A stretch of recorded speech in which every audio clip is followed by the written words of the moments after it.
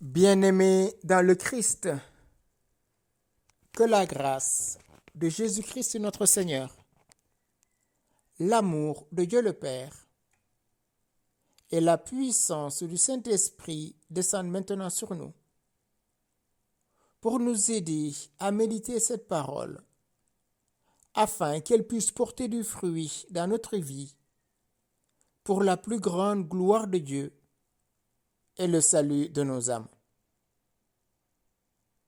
En ce 7e dimanche du temps de Pâques, j'aimerais méditer avec vous l'évangile de Jésus-Christ selon saint Jean, au chapitre 17, du verset 20 au verset 26.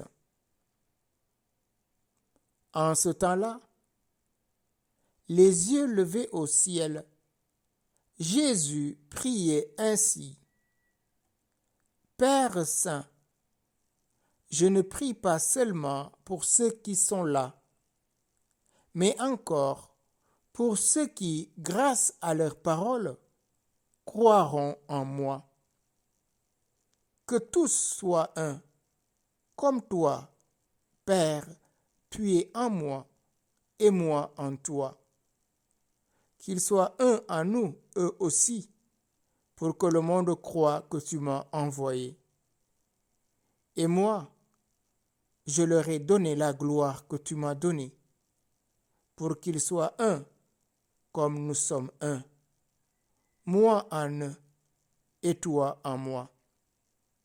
Qu'ils deviennent ainsi parfaitement un, afin que le monde sache que tu m'as envoyé et que tu les as aimés comme tu m'as aimé.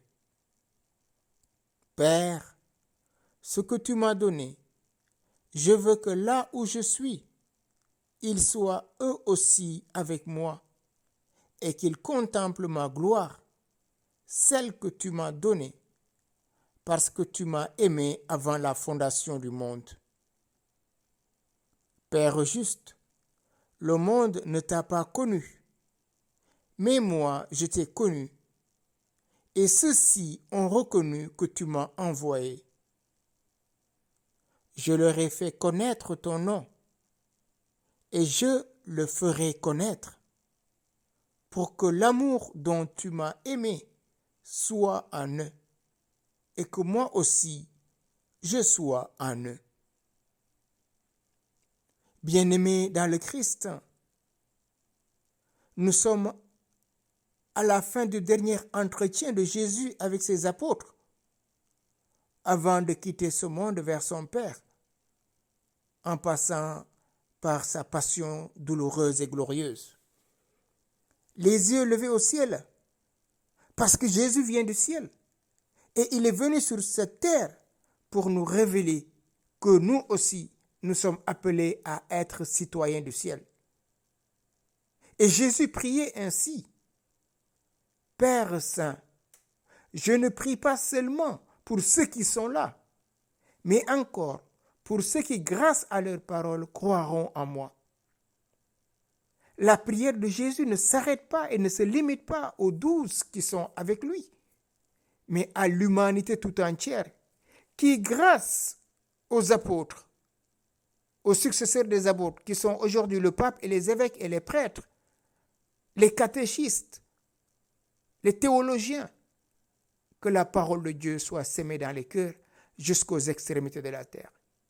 Et donc de tout temps, en tout lieu et pour toutes les générations, Jésus a prié. Et tous ceux qui croiront, Jésus demande qu'ils soient un, que tous soient un.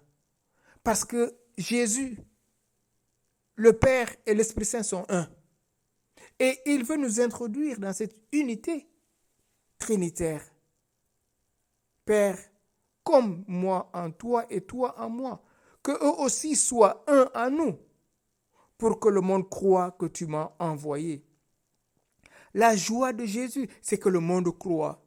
Parce que saint Jean nous le rappelle, Dieu a tellement aimé le monde qu'il a envoyé son Fils, non pas pour juger le monde, mais que par lui le monde soit sauvé. Tout l'amour du Père nous est donné à travers le Fils, et le Fils nous a tout donné, jusqu'aux dernières gouttes d'eau et de sang. Quelle expression de l'amour ultime du Père pour nous. Et il va le ressusciter, prélude de notre propre résurrection. Et il nous destine à sa gloire. Et moi, je leur ai donné la gloire que tu m'as donnée, pour qu'ils soient un comme nous sommes un. Cette gloire, Jésus le reçoit du Père, parce que le Père a tout donné au Fils, et le Fils a tout donné à ses frères et sœurs que nous sommes. Moi en eux et toi en moi. Parce que celui qui a Jésus a le Père, celui qui a Jésus a le Saint-Esprit. Qu'ils deviennent ainsi parfaitement un, afin que le monde sache que tu m'as envoyé et que tu les as aimés comme tu m'as aimé. Oui, l'amour dont le Père aime éternellement le Fils, c'est le même amour dont il aime chacun d'entre nous. Oui, frères et sœurs, quand nous traversons des moments difficiles, c'est toujours compliqué de comprendre ou d'accueillir que Dieu nous aime. Comme me disait une dame à la mort de sa maman, elle me disait, c'est mieux que Dieu ne m'aime pas. Vous voyez, sa souffrance était tellement grande qu'elle demande que Dieu l'aime moins, que Dieu m'aime moins. Mais Jésus ne dit pas cela. Jésus dit que l'amour dont le Père l'aime est le même amour qu'il nous aime. Quelle chance avons-nous, frères et sœurs, d'avoir Dieu comme Père, d'avoir un Père si aimant, un Père si bon, un Père qui n'est qu'amour. Père, ce que tu m'as donné, je veux que là où je suis, ils soient eux aussi avec moi et qu'ils contemplent ma gloire, celle que tu m'as donnée, parce que tu m'as aimé avant la fondation du monde. Et Saint Paul, dans la lettre aux Éphésiens, nous dit, Dieu nous a destinés de toute éternité avant la fondation du monde. Il nous a fait pour lui des fils adoptifs par le Christ notre Seigneur. Et Jésus nous dit, je veux que là où je suis, Jésus est à la droite du Père. Oui, c'est une image. Dieu n'a pas de droite. Ça montre la proximité, l'intimité qui existe entre le Père et le Fils. Et Jésus veut que nous partagions avec lui cette gloire qu'il tient de son Père comme Fils unique, plein de grâce et de vérité. De toute éternité, le Père aime le Fils. Et Jésus veut que nous rentrions dans cette communion d'amour, dans cette danse d'amour, dans cette joie éternelle avec lui. Père juste, le monde ne t'a pas connu, mais moi je t'ai connu. Et ceux qui ont reconnu, et ceux-ci ont reconnu que tu m'as envoyé. Oui, le monde ne l'a pas connu. Le Verbe est venu chez les siens, et les siens ne l'ont pas reçu. Mais à tous ceux qui l'ont reçu, il leur a donné pouvoir de devenir enfants de Dieu. Oui, je leur ai fait connaître ton nom, et je le ferai connaître, pour que l'amour dont tu m'as aimé soit en eux, et que moi aussi je sois en eux. Oui, le monde, c'est le monde des ténèbres, c'est le monde du péché, parce que les ténèbres ne peuvent pas cohabiter avec la lumière. Et Jésus voit que le monde le rejette. Et il nous le dit, s'ils m'ont accueilli, ils vous accueilleront. S'ils m'ont persécuté, ils vous persécuteront. Mais tenez bon, j'ai vaincu le monde. Jean 16, 33. De tout temps, les disciples seront persécutés, les disciples seront rejetés. Regardez aujourd'hui combien de personnes dans notre humanité, parfois dans nos familles ou dans le cercle de nos amis, qui disent qu'ils ne croient pas en Dieu ou qui ont abandonné la pratique religieuse. Au nom de quoi? Oui, comme le dit le prophète Isaïe, le bœuf connaît son propriétaire et l'âne la crèche de son maître. Israël ne le connaît pas. Mon peuple ne comprend pas. Isaïe au chapitre 1, verset 3. Il était dans le monde et le monde était venu par lui à l'existence, mais le monde ne l'a pas reçu. Il est venu chez les siens et les siens ne l'ont pas reçu. Jean au chapitre 1, verset 10 à 11.